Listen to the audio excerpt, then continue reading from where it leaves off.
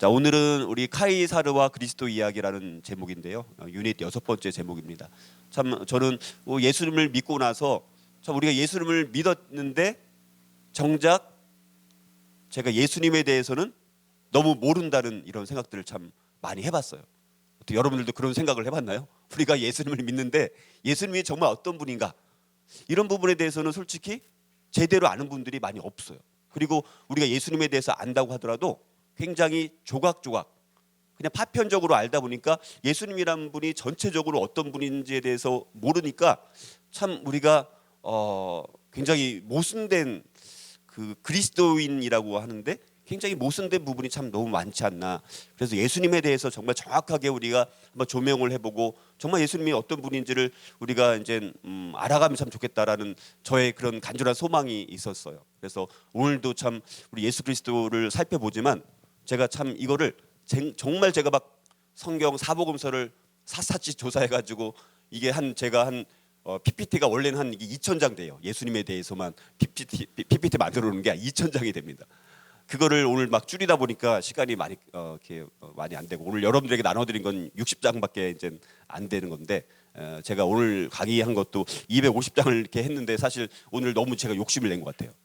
그래서 원래 보통 한 120장 정도 해야지 2시간 정도 이렇게 강의를 하는데 오늘은 그래서 뭐 양은 많지만 뭐 그냥 넘어갈 것들도 많이 있어요. 그러니까 제가 다 설명드리려면 오늘 하루 종일 해도 다 못할 것 같은데 그래서 여러분들이 오늘은 예수님에 대한 전체적인 조명을 한다라고 생각하고 그냥 뭐 제가 진도를 뭐 빨리 넘어간다고 해서 막 그렇게 너무 그거를 막 이렇게 하지 말고 오늘은 큰 흐름 예수님이 어떤 분인지에 대한 흐름을 좀 아시고 우리가 또 제목이 카이사르와 그리스도 이야기겠죠.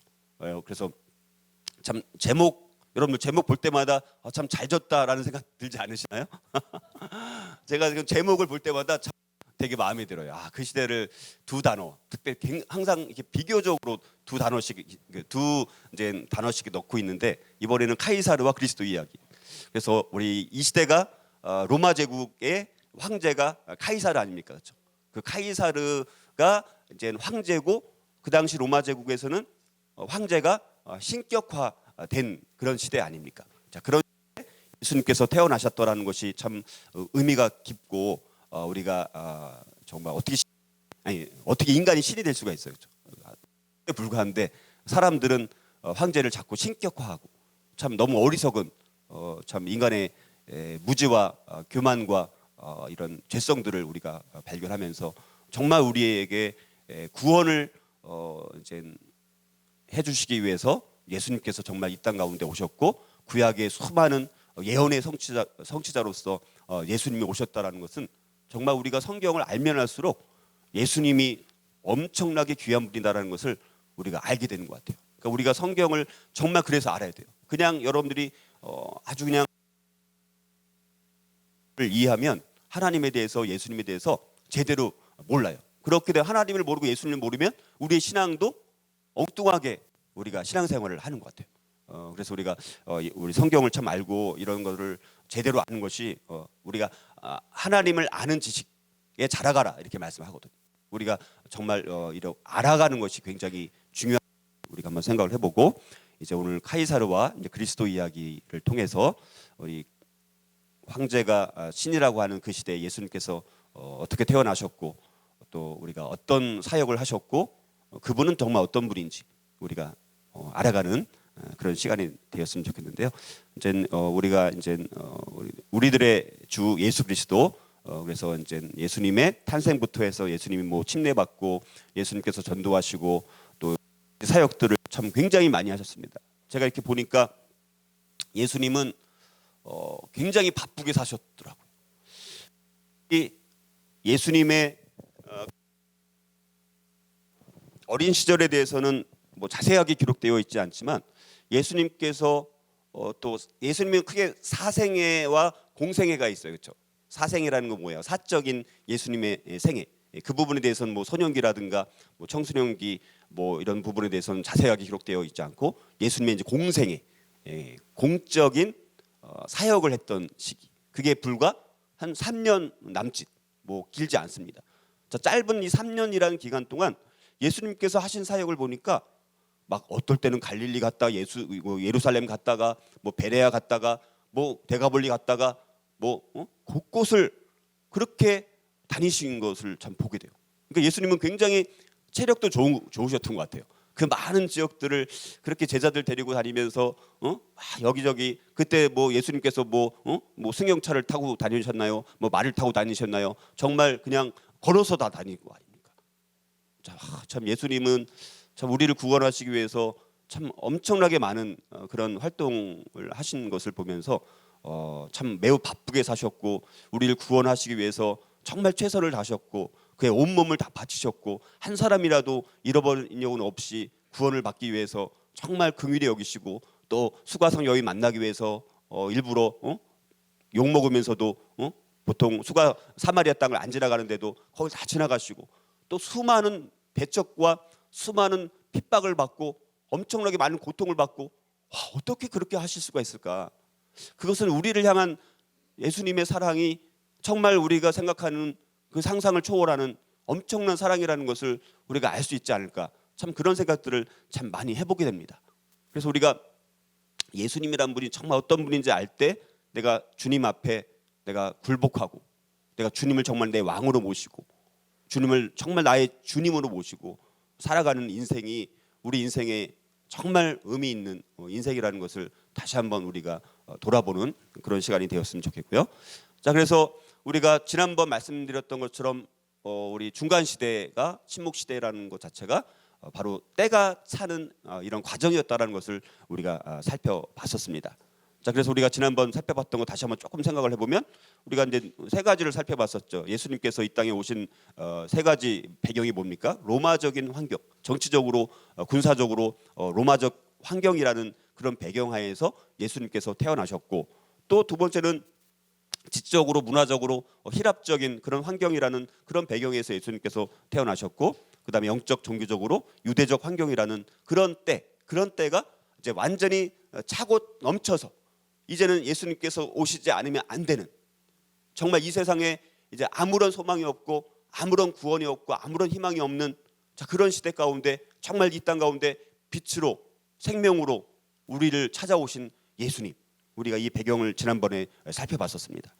자, 그래서 우리가 그런 것을 한번 생각을 해보면 우리가 때가 참에 예수님을 어떤 분으로 과연 우리가 영접해야 될까? 그렇다면 우리가 연결해서 지난번 세 가지 연결해서 말씀을 드리면 첫 번째는 영적인 굶주림으로부터 충만케 하시는 예수님을 영접을 해야 한다라는 것이죠. 자, 로마가 그 지중해 연안의 모든 땅들을 다 통일시켰습니다. 그래서 많은 것들이 모든 길은 로마로 통한다. 모든 것이 물질적으로 풍요해지고 또 하나로 되어지고 그런 것 같지만 여러분들 그 로마 제국에 의해서 이제 식민지가 되어서 살아가는 그들의 그 마음 안에 영적인 그 마음 안에 그들이 과연 로마 제국이라는 거대한 제국 안에 그들이 있다라고 해서 과연 행복했을까? 결코 그렇지가 않다라는 거예요. 굉장히 영적인 굶주림이 있었을 것 같아요. 그런 영적인 굶주림으로부터 충만케 하시는 예수님을 우리가 영접해야 한다는 것이죠. 오늘도 우리가 마치 우리는 로마 제국에서 살고 있는 것 같아요. 이 세상은 마치 로마 제국과 같은 거예요. 그리고 마치 우리는 로마 시민권을 얻기 위해서 몸부림치면서 살아가는 인생처럼 우리가 어쩌면 살아가고 있을지도 몰라요. 우리는 하늘의 시민권을 갖고 있다라고 하면서도 여전히 우리는 로마 시민권을 갖고 살아가고 있다는 거예요.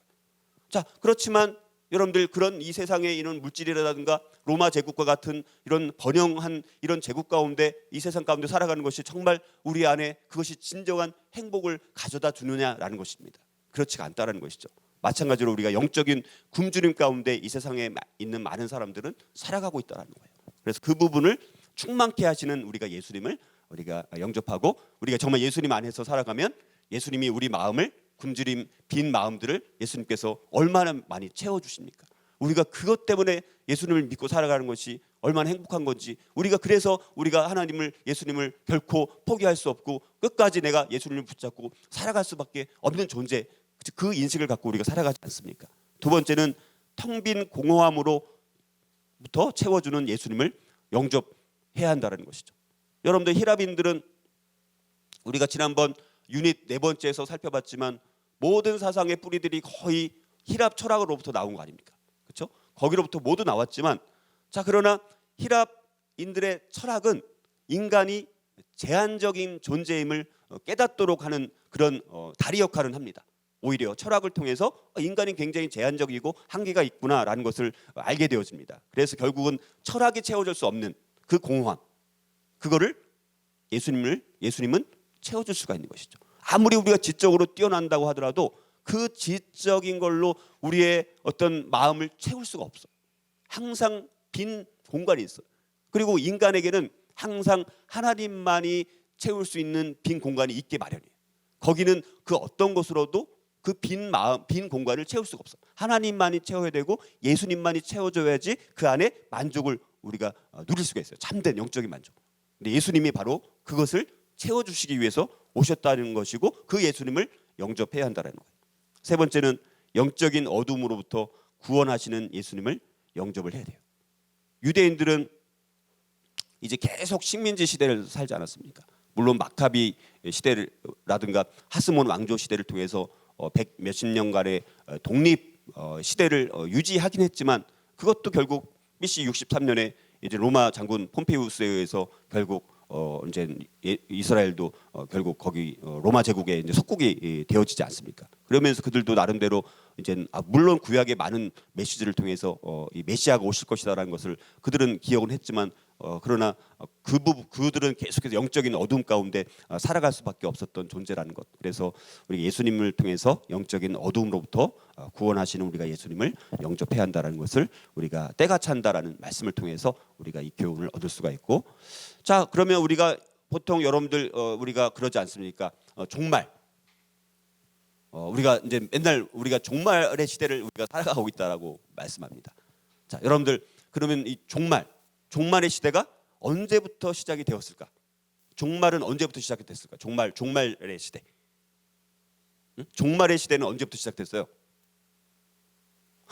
우리가 종말의 시대를 살고 있는데 언제부터 종말의 시대가 시작됐는지 모르면서 종말의 시대를 우리가 살고 있다 이렇게 얘기합니다. 예, 그렇죠. 예수님이 오심 그때부터가 종말이 시작된 거예요.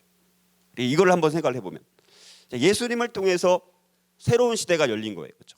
종말적인 새 시대가 시작되었다는 거예요. 자, 종말의 시작. 여러분들 예수님께서 초림하신 거죠. 그렇죠?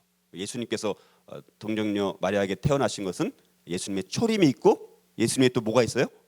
재림이 있는 거예요. 그렇죠? 그러니까 초림과 재림 사이가 쉽게 말하면 종말의 시대. 왜냐하면 예수님께서 초림하셨고 재림하시면 뭐예요? 끝나는 거니까. 그렇죠? 그러니까 이 시대가 종말의 시대인 거예요. 근데 우리는 그럼 예수님께서 지금으로부터 거의 2000년 넘게 그 전에 오셨는데 야, 참 종말 시대 왜 이렇게 길어? 우리가 그렇게 생각할 수 있지 않습니까? 왜 이렇게 그러면 종말의 시대라고 하면 뭐 100년이나 뭐 200년 정도밖에 짧아야 되는데 왜 이렇게 2000년이 넘는 시간 동안 왜 이렇게 시간이 길어? 그러나 여러분들 우리 인간이 생각하는 그 시간의 개념과 하나님이 생각하는 시간 개념은 차원이 달라요. 하나님은 영원 전부터 영원까지 계시는 분이에요. 그분에게는 시간 개념이 없어요. 그러니까 2000년이라는 시간도 뭐예요? 하나님 입장에서는 그냥 뭐 찰나의 순간인 거예요. 하나님 입장에서는. 그러니까 우리가 우리 인간의 개념으로 이거 성경을 보거나 이렇게 해석을 하면 안 된다는 것이죠. 그러니까 종말은 이미 시작됐다라는 거. 그리고 우리 결국 종말의 완성을 향해서 가고 있는 거예요. 점점 더. 예수님께서 오심으로 종말이 시작되었고 계속해서 하루하루 종말이 가까워지고 있다는 것은 분명한 사실인 것이죠. 오늘 하루가 지나가면 벌써 종말이 하루 가까워지는 것이죠. 그러나 종말의 때와 시기는 언젠지 하나님께서 알려주시지 않고 예수님도 자기도 모른다 이렇게 말씀하지 않았습니까? 그래서 우리가 예수님이 탄생함으로 인해서 이제 종말이 시작되었다라는 이 시간 개념을 한번 생각을 해봤으면 좋겠고, 이제는 우리가 여기서 카이사르와 그리스도 요 이야기 이 시대에서는 십자가와 이제 부활, 참 이것이 우리 그리스도 우리 신앙의 가장 중심 주제가 되는 것이 십자가와 부활 아닙니까? 그래서 우리가 날마다 십자가를 묵상하고 또 부활을 묵상하면 우리 신앙이 많이 이렇게 회복되어지고 우리 안에 뜨거움이 생기고 그 십자가 의미가 너무 깊고 그 부활의 의미가 너무 영적인 깊이가 있고, 그거는 정말 우리가 뭐 십자가의 의미를 설명하고 십자가의 의미를 강의하고 또 부활의 의미를 강의하고 듣고 할지라도 그 안에 담겨져 있는 십자가의 그 오묘하고 놀랍고 넓고 깊은 그 의미를 우리가 다 알 수 있을까? 다 알지는 못하는 것 같아요. 우리는 아주 일부만 아는데도, 일부만 아는 그것 가지고도 너무너무 그 안에 있는 아주 오묘하고 심오한 하나님의 우리를 향하신 사랑의 그 마음을 우리가 헤아릴 수 있다는 것이 참 너무 신비죠. 자, 그래서 십자가 부활은 인간을 억압하고 있는 죄와 사망의 사슬을 끊고 온전한 회복의 길을 열어놓은 아주 역사적으로 가장 중요한 사건인 거예요. 그래서 우리가 어저께 우리 TV를 통해서 여러분들도 보셨겠지만 이제 남북 정상회담, 이것도 참 역사적인 순간이죠. 굉장히 역사적인 사건인 것은 맞습니다. 그리고 이 세상에 수많은 역사적인 순간들이 얼마나 많이 있었습니까? 그러나 그 어떤 그동안에 이 세상에 있었던 모든 역사적 사건들을 다 합쳐도 예수님의 십자가 사건과 부활 사건과 만약에 저울질을 달아서 무게를 달아보면 아무것도 아닌 거예요. 이 세상에 있는 수많은 역사적인 사건들의 무게는 예수님의 십자가 사건과 부활 사건에 비교하면 아무것도 아니라는 것들을 우리가 이 깊은 영적인 의미들을 더 우리가 알아가는 것이 참 우리에게 큰 축복이 아닐까, 그런 생각들을 해보게 되어지고요. 자, 그래서 이제 구약은 우리가 쉽게 말해서 뭐 선지자, 뭐 또 제사장도 많이 있었고 왕도 있었고 또 뭐 이렇게 많이 있었습니다. 그러나 구약은 예수님의 오시기 전에 예비, 준비의 기간인 거예요. 그러니까 모든 성경의 초점, 모든 역사의 초점과 중심에는 누가 있냐면 항상 그리스도가 있게 되어 있어요. 역사의 정점 그리스도, 성경의 모든 초점 그리스도. 자, 그래서 제가 한번 옛날엔 그런 생각을 했어요. 참 내가 성부 하나님이라면 맨날 예수 그리스도 하는데 참 질투가 날 것 같아요. 성부 하나님은 별로 이렇게 안 나오는데 예수 그리스도 맨날 예수 참 그러면 내가 질투 날 것 같다는 생각을 했는데 참 하나님은 그런 분이 아니신 거예요. 정말 예수 그리스도가 존귀하게 되면 될수록 우리 성부 하나님은 더 기뻐하시는 분인 거예요. 그러니까 인간적으로 생각해 보니까 제가 그런 생각을 한번 해본 적이 있었어요. 자, 그런데 이제 우리가 우리 카이사르와 그리스도 시대는 이제 내복음서를 살펴보는 것이죠. 내복음서라는 것이 뭐예요? 우리 마태복음, 마가복음, 누가복음, 요한복음. 자, 요 내복음서, 사복음서라고도 하고 이제 내복음서라고도 하는데 뭐 내복음서라고 해야지 좀 더 저는 더 이렇게 더 분명히 구별이 되는 것 같아요. 뭐 1복음서, 2복음서, 뭐 예를 들어서 1복음서가 마태복음, 2복음서 뭐가 뭐 마가복음 이렇게 또 할 수도 있어서 내복음서라고 저는 이제 말을 하는데, 자, 이 내복음서를 통해서 이 구약에 예비되었던 준비되어졌던 그 예수 그리스도가 이제는 나타난 거예요.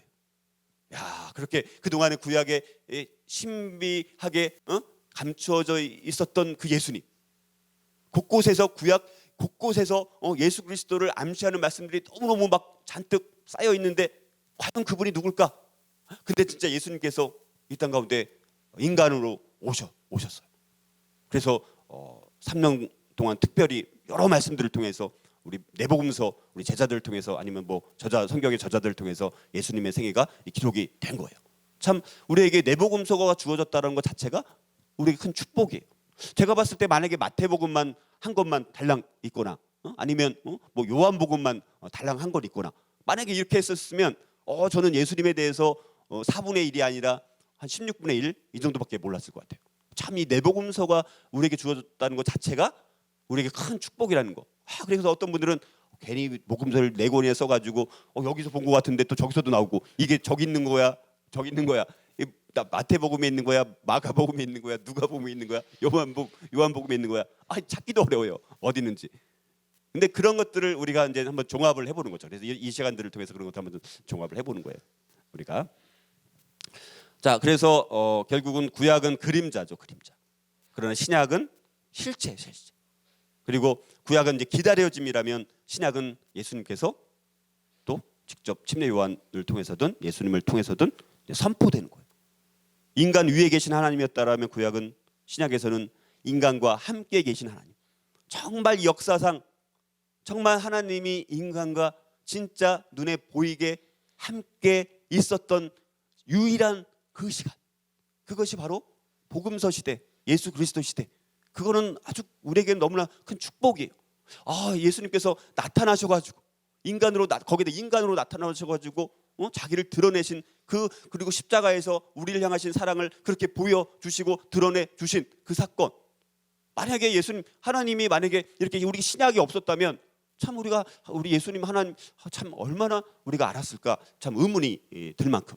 그러나 예수님께서 이 땅에 오심으로 인해서 너무나 분명하게 우리를 향하신 하나님의 사랑을 너무너무 드러내 주셨다라는 거. 자, 여러분들 이 기쁨, 이 축복을 우리가 더 알아가야 되고, 구약에서는 동물의 희생 제사로 끝났습니다. 그리고 그냥 끊임없이 동물을 또 죽여서 자기 죄를 동물에 전가시켜 가지고 자기 죄를 용서받고 계속해서 반복했더라면 이제는 예수 그리스도께서 십자가에 자신을 직접 희생제물로 드리심으로 인해서 한 번의 희생제물로 이제 다 끝난 거예요. 자, 참 엄청난 축복이고, 예비 그리고 신약은 나타남, 이렇게 이제 구별할 수가 있고요. 자, 그래서 성부, 성자, 성령 하나님은 원래 함께 계셨던 분이시죠. 삼위일체 하나님. 그런데 그 성자 예수님께서 우리 하나님으로부터 이 땅 가운데 이제 오셨고, 특별히 이제 말씀으로 오셨다고 이제 성경은 말씀합니다.